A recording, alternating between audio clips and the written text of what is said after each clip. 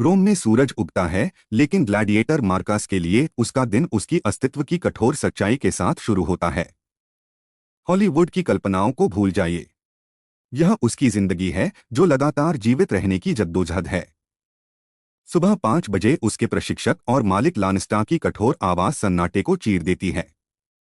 कोई कोमल जगाना नहीं, बस एक और दिन की बेरहम पीड़ा और अनुशासन के लिए हुक्म की आवाजें। लुडुस जेल भी है और प्रशिक्षण शिविर भी जो आदमियों को हथियारों में बदल देता है। दिन की शुरुआत एक थकाऊ दौड़ से होती है। ग्लैडिएटर भारी ढालें उठाए हुए उनकी मांसपेशियां दर्द से कराह रही हैं। यह यातना जीवित रहने के लिए जरूरी है। सुबह 6 बजे तक नाश्ते में जौ की दलिया का एक बड़ा कटोरा मिलता है।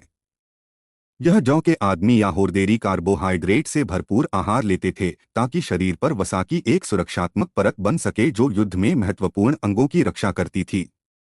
सुबह 7 बजे तक प्रशिक्षण पूरी तरह शुरू हो जाता है।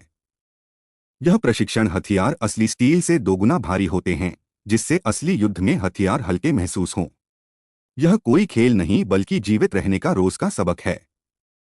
विशेष प्रशिक्षक डॉक्टर उन्हें विभिन्न युद्ध शैलियों में प्रशिक्षित करते हैं। मुर्मिल्लो ग्लैडियस और स्क्यूटम के साथ अभ्यास करता है, जबकि रेटियरियस अपने जाल और त्रिशूल में निपुणता हासिल करता है। हर ग्लैडिएटर एक अनूठी घातक कला में निपुणता हासिल करता है। शक्ति, फुर्ती और सहनशक्ति सबसे महत्वपूर्ण है। उनकी दिनचर्या में पत्थर के डंबल से कठोर वेट ट्रेनिंग, तीव्र कुश्ती और क्रूर हाथापाई के अभ्यास शामिल होते हैं। उन्हें हर परिस्थिति के लिए तैयार रहना पड़ता है, यहाँ तक कि बिना हथियार के युद्ध के लिए भी। नियमित मालिश और स्नान चोट से बचाव और जल्दी स्वस्थ होने के लिए बेहद जरूरी थे, जिससे वे अपनी शारीरिक क्षमता की चरम स्थिति बनाए रख सकें। इस बारीकी से की गई देखभाल ने उन्हें कठोर प्रशिक्षण सहने और अगली लड़ाई के लिए तैयार रहने में सक्षम बनाया। यहीं पर ग्लैडिएटर का विरोधाभास छुपा है। मार्कस एक गुलाम है जिसे बदनाम कर दिया गया है। उसके अधिकार छीन लिए गए हैं। उसकी जिंदगी किसी और की मिल्कियत है।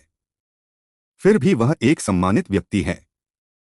रोमन समाज में एक सेलिब्रिटी उसका चेहरा मिट्टी के बर्तनों और भित्ति चित्रों पर सजा है, जिससे वह एक प्रतीक बन गया है।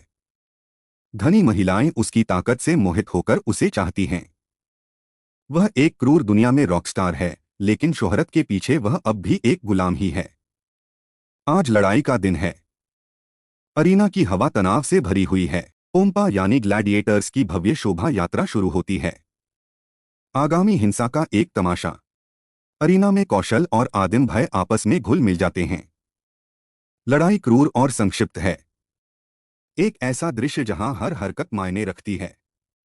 पल भर के फैसले तय करते हैं कि कौन जिएगा और कौन मरेगा। वह बच जाता है। आज किस्मत ने उसे बख्श दिया है।